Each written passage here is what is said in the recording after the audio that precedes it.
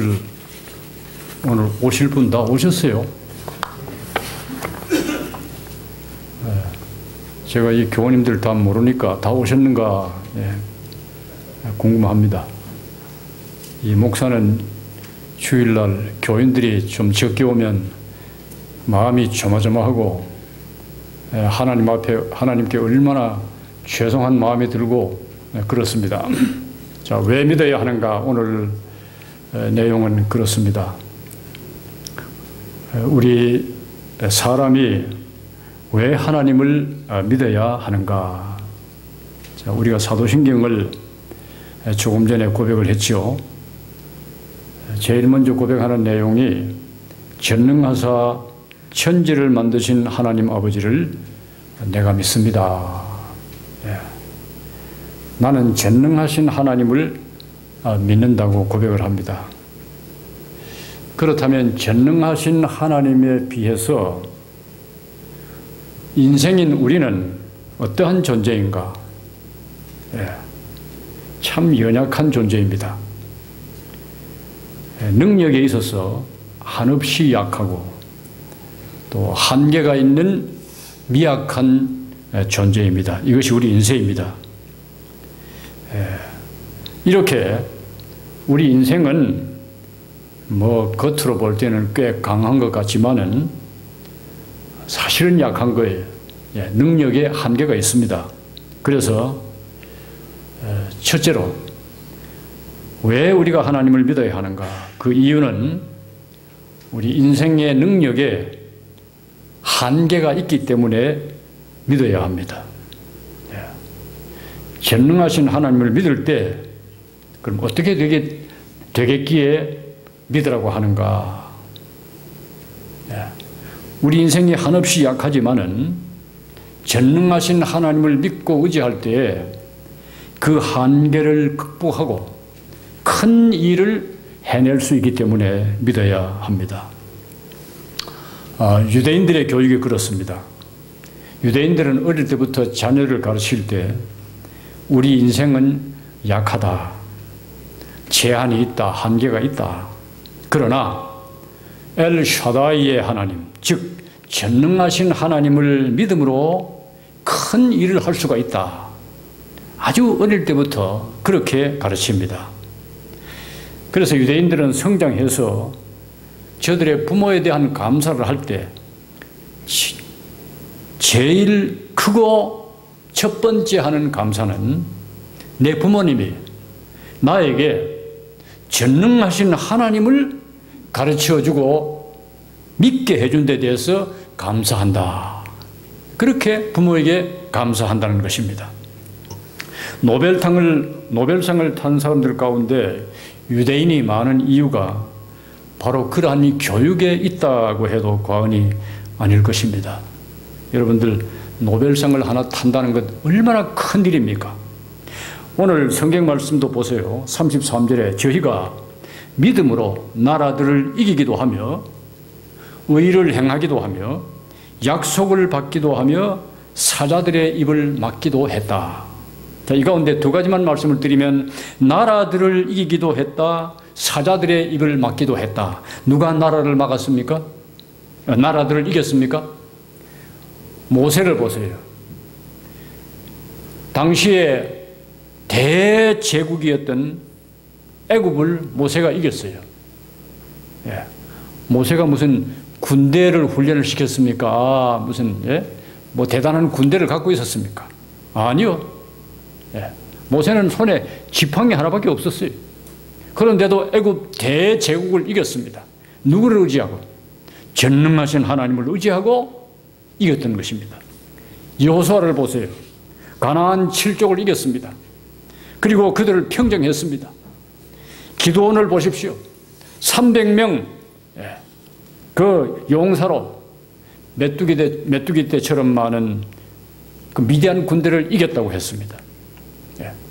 다윗을 보세요. 저는 이 다윗을 굉장히 좋아합니다. 가는 곳마다 전쟁에서 이겼습니다. 하나님이 다윗으로 하여금 이기게 했다 했습니다. 모세도 여호수아도 기드온도 다윗도 나라들을 이겼죠. 자기 힘으로 이겼습니까? 아닙니다. 전능하신 하나님을 의지하고 전쟁에 나아갈 때 이겼습니다. 또 누가 사자들의 입을 막았습니까? 다니엘입니다. 다니엘은 믿음으로 사자들의 입을 막았습니다. 이러한 능력의 역사가 어디에서 일어나는가? 믿음에서 일어나는 거예요. 인생의 연약함을 극복하는 비결이 이렇게 전능하신 하나님을 믿는 믿음에 있습니다. 그렇기 때문에 우리는 하나님을 믿어야 하는 것입니다. 제가 계산해보지 않았지만은 여러분들 가령 예를 들어서 걸어서 지구를 한 바퀴 돈다. 얼마나 걸릴까요? 요즘 컴퓨터 시대니까 하루에 몇 킬로를 걷는다고 계산을 하면 아마 금방 나오겠죠?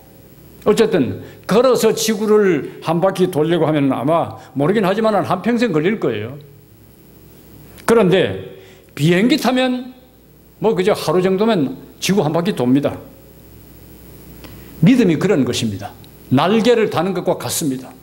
나는 약하지만은 전능하신 하나님을 의지할 때 큰일을 할 수 있다. 이것이 믿음의 속성이에요. 그래서 우리는 전능하신 하나님을 믿는다고 고백하고 오늘도 믿는 것입니다.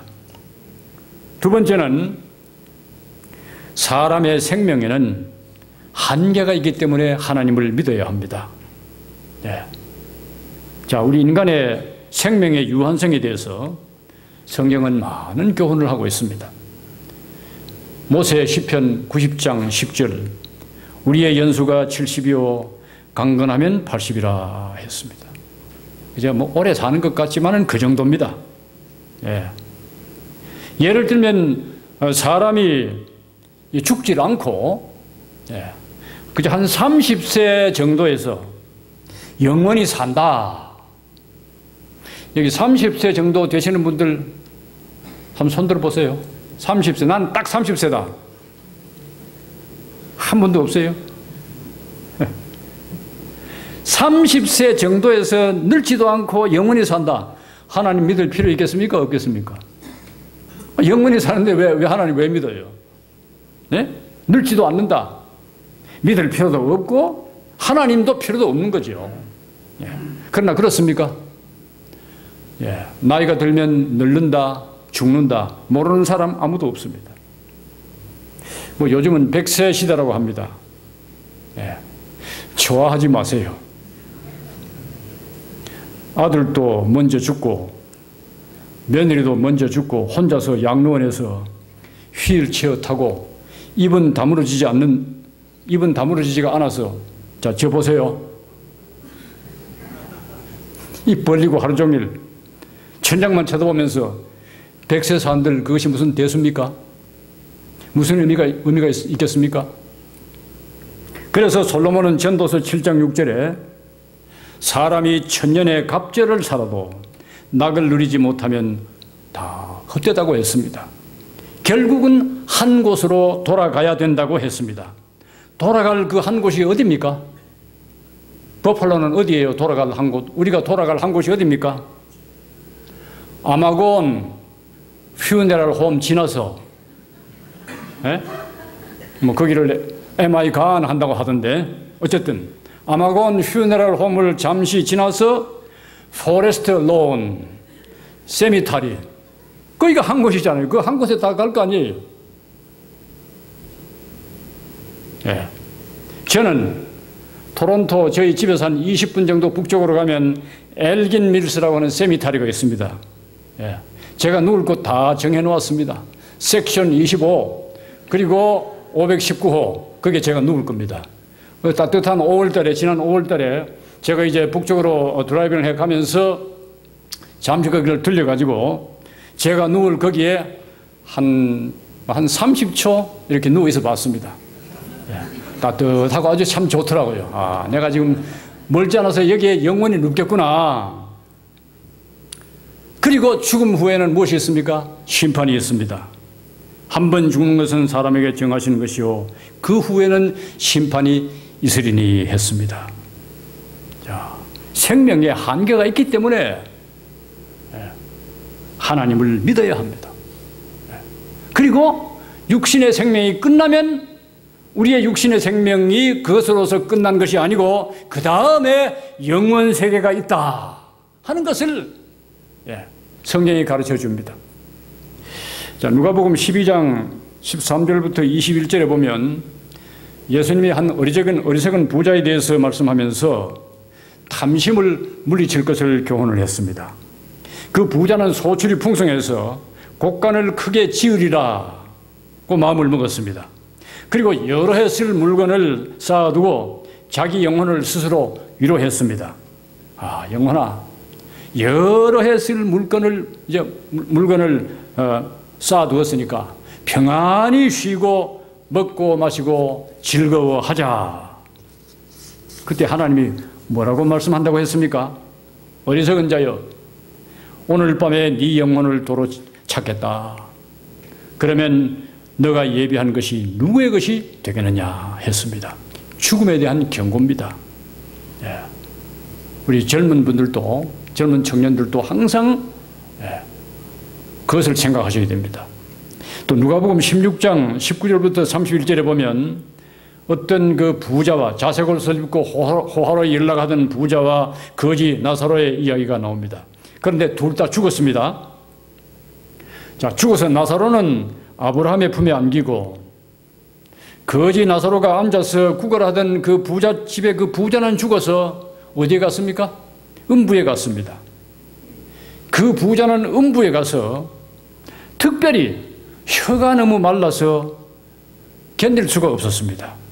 그래서 하나님, 나사로를 보내서 그의 손가락 끝으로 물을 찍어가지고 저의 혀를 좀 서늘하게 해 주십시오. 그랬습니다. 그 부자는 아마 혀로 평생 돈을 모은 사람 같습니다. 그것도 혀로 권모술수, 온갖 거짓말을 해서 돈을 벌지 않았겠나. 그래서 특별히 음부에 가서 혀가 뜨거웠는지도 모르겠습니다. 심판이 있단 말이에요. 죽은 후에는 죽음으로서 끝나는 것이 아니고 심판이 있다 하는 경고입니다. 이러한 말씀들이 우리로 하여금 신앙생활을 하도록 만들어주는 경고인 것입니다. 아무튼 이러한 말씀들은 죽음의 필연성과 함께 심판의 필연성을 보여주는 성경의 말씀들입니다. 이렇게 우리 생명의 유한성 때문에 우리 인생은 하나님을 믿고 땅 위에 사는 동안에 혀로만 돈 벌어가지고 음부에 가서 혀가 뜨겁다고 그러지 말고 선하게 살기를 힘써야 되는 것입니다.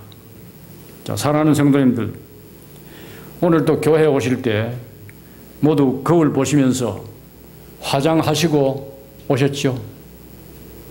여자분들, 그렇지요? 또 샤워도 하고 오셨죠?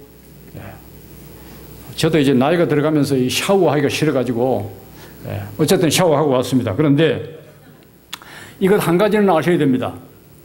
아무리 얼굴을 가꾸고 몸을 가꾸어도 들으시면 좀 섭섭하시겠지만은 50세가 지나고 60세가 지나면 별 수 없습니다. 별 수가 없는 거예요. 저는 하지 말라는 말은 하지 않습니다. 저희 집사람 보고도 화장하지 말라는 말은 하지 않습니다. 열심히 화장을 하세요. 그러나 한 가지는 꼭 아시고 하셔야 됩니다. 몇십 년 후에는 젊었을 때 그 곱던 얼굴도 쭈글쭈글해지고 그리고 죽어 흙이 되겠지. 그 알고 화장하는 것하고 모르고 화장하는 것하고는 차이가 굉장히 많습니다. 어떤 차이요? 천국 가고 못 가는 차이. 그런 차이입니다. 그래서 저는 이제 가끔씩 집사람 보고 농담으로 말합니다. 당신 평생 그 얼굴에 뭘 그렇게 지고 바르고 지우고 또 바르고 그러는데 70이 지난 지금 당신 얼굴이나 내 얼굴이나 차이가 뭐예요? 집사람하고 저하고 나이가 동갑이거든요. 동갑인데 차이 있어요? 여러분들 제 집사람 얼굴하고 제 얼굴하고 차이 있는 것 같아요. 평생 평생 비싼 화장품 발라가지고, 예, 찍어 바르고 또 지우고, 찍어 바르고 지우고. 차이 있어 보입니까? 지금 보니까? 있어 보여요. 뭐, 그렇다고 하면 할 수가 없지요, 뭐. 예. 그래서 제가 73년, 74년에 일본 동경신학대학원, 이제 거기에 유학을 갔는데, 가서 일주일에 이틀은 이제 일하고, 이틀은 학교에 가고, 아르바이트를 해서 겨우겨우 이제 생활을 했습니다. 근데 이제 선배 목사님이 그때 일본에 오셔서 잠시 계시다가 이제 한국으로 귀국을 하게 되었습니다. 제가 그 목사님 편으로 제 아내 화장품을 좀 사서 보냈어요. 아르바이트를 해서 힘들어서 번 돈으로 보냈는데 착하죠? 지금처럼 저렇게 쭈글쭈글 해줄 줄 알았으면 그때 화장품 안 사보냈을 거예요, 제가.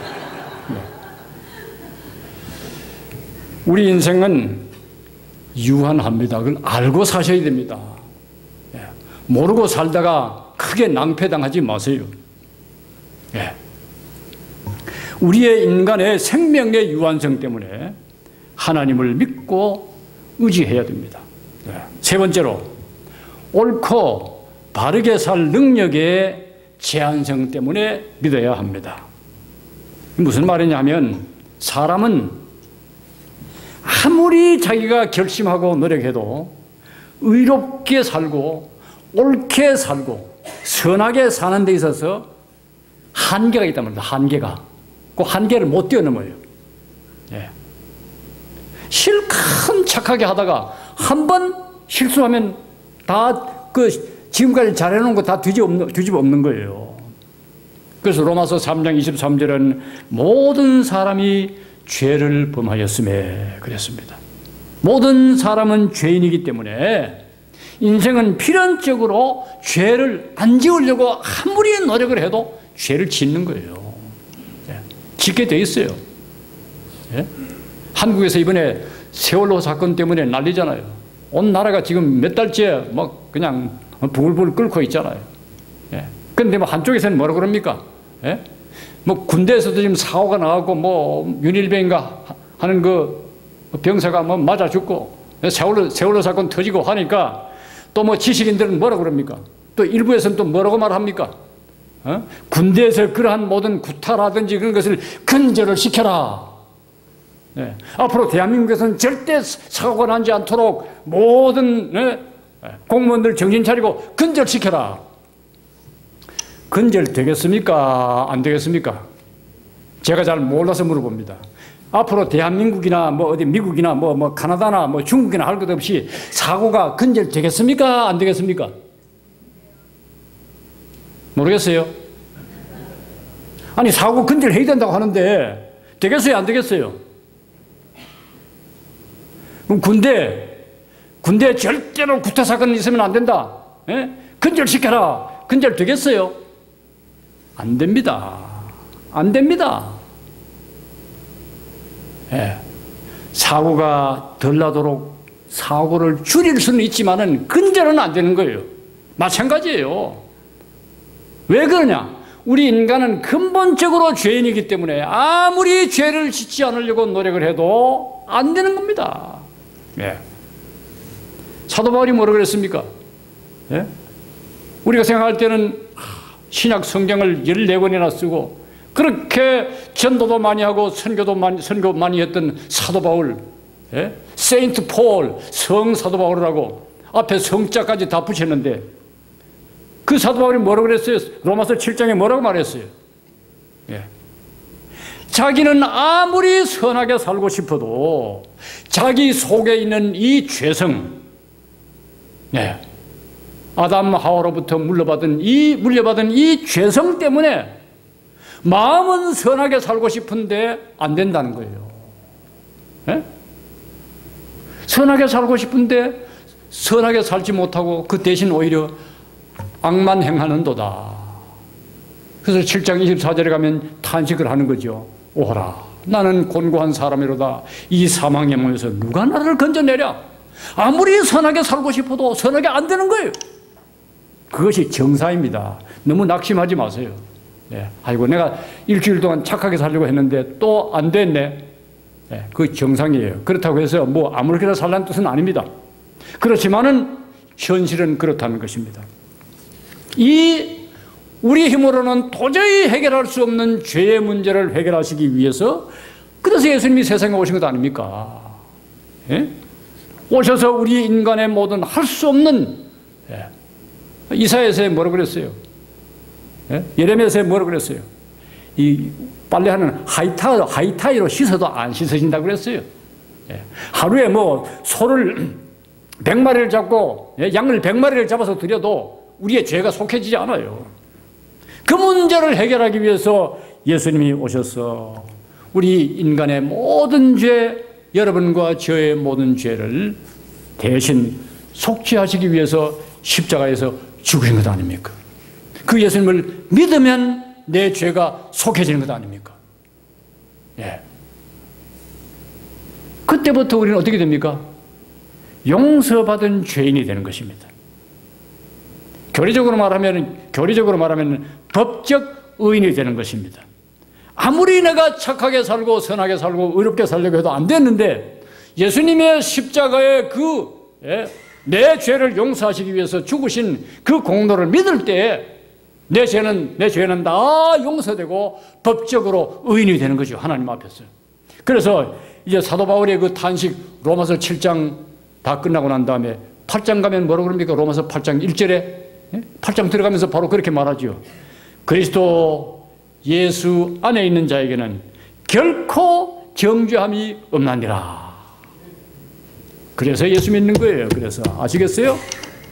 예. 그렇다고 마음대로 죄 지으라는 뜻은 아닙니다. 예. 그것은 로마서 5장과 6장에 다 가르쳐주고 있어요. 죄가 더한 곳에 은혜가 넘쳤다. 그것이 5장 마지막 말씀이에요.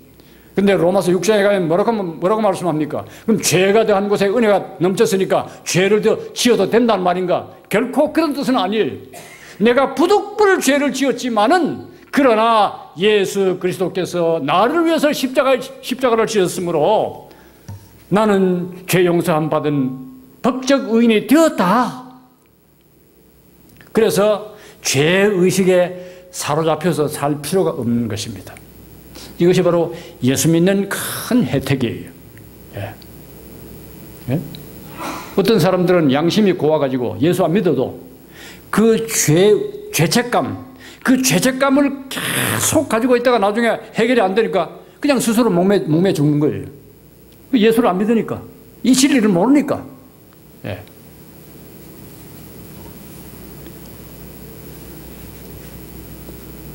그래서 사람은 죽을 때 다 이루지 못한 일, 업적에 대한 후회보다는 의롭게 살지 못한 것을 후회하고 죽습니다. 그걸 아셔야 됩니다. 예. 그래서 이런 말이 있어요. 새는 죽을 때 그 소리가 구슬프고 사람은 죽을 때 그 말이 진실하다. 그런 말이 있어요. 왜 그러냐? 내가 무슨 큰 업적 많이 못 이뤄놓았다고 죽을 때 후회하는 사람 거의 없습니다. 예. 삼성의 이병철 같은 그런 분도 죽을 때 인생의 문제, 정말 죽고 나면 천국이 있는가 지옥이 있는가 하나님이 계시는가 그것 때문에 고민하다가 죽었지. 예. 그래가지고 천주교 신부님한테 질문을 24가지인가 해서 그 답을 받으라고 했는데 답을 못 받고 이 폐암이 그냥 갑자기 악화돼 죽었어요. 그런 분도 많은 업적을 쌓았지만은 업적 무슨 일 많이 못한 것 때문에 후회한 것이 아니고 의롭게 살지 못하고 사람답게 살지 못한 것을 후회하면서 죽은 것이 사람이에요. 예. 그렇기 때문에 이런 문제를 해결한 분이 누구냐? 예수님이세요. 그러므로 우리는 세상을 떠날 때 특별히 세상을 떠날 때는 예수님이 필요한 것입니다. 예. 주님, 이 자식이 지금 죽습니다. 내 영혼을 받아주십시오. 그리고 평생 착하고 바르게 살지 못한 것을 용서해 주십시오. 그리고는 주님의 용서에 대한 믿음과 함께 눈을 감게 됩니다. 이 순간이 최고로 중요한 순간입니다. 예. 그런데 이것이 하루아침에 안 됩니다. 아시겠어요? 주님, 내가 지금 죽습니다. 난 주님 만나러 천국 갑니다. 그런데 제가 평생 바르게 살지 못한 모든 죄를 용서해 주십시오. 용서하신 줄로 믿습니다 하고 내 영혼 받아주세요 하고 눈을 감게 되는데, 그렇게 가장 중요한 그 순간을 맞이할 수 있는 사람이 그렇게 많지 못하단 말이에요. 그건 하루아침에 안 돼요. 어떻게 됩니까? 평생토록 주님을 의지하고 그렇게 잘 주님을 믿어야 죽을 때에 그렇게 그 말이 나오고 그렇게 죽을 수가 있는 거예요. 예. 어떤 80이 넘은 모친님이 계셨어요. 토론토 얘기예요. 이제 임종이 가까웠어요. 예? 임종이 가까웠는데, 임종이 가까우니까 그로서리 가게 아시죠? 예, 그로서리 가게 하던 이제 아들이 왔습니다. 어머니가 이제 임종이 가까웠으니까. 그 어머니가, 물론 이제 교회 다니는 분이시죠. 근데 지금 아들이 왔습니다. 손을 잡고, 야, 아들아, 내가 이제 천국 가려고 한다. 예? 이래야 될 텐데, 뭘 했는지 아세요? 야야, 가게는 어떻게 하고 왔냐? 아니, 지금 세상 떠나게 생겼는데 가게 걱정하게 생겼습니까? 세상 떠나는 순간에 가게 걱정해도 되겠어요? 되겠어요? 안 되겠어요? 자, 오늘 세 가지 말씀드렸습니다. 인간의 능력에는 한계가 있습니다. 인간의 생명도 한계가 있습니다. 우리가 옳게 살고 의롭게 사는 것도 한계가 있습니다. 이런 모든 것을 극복할 수 있는 길은 전능하신 하나님, 자비하신 하나님, 우리를 용서하시고 받아주시는 우리 주 예수 그리스도를 믿는 이 믿음 한 가지 뿐이기 때문에 믿으셔야 됩니다. 이런 은혜가 함께 하시기를 주님의 이름으로 축원합니다.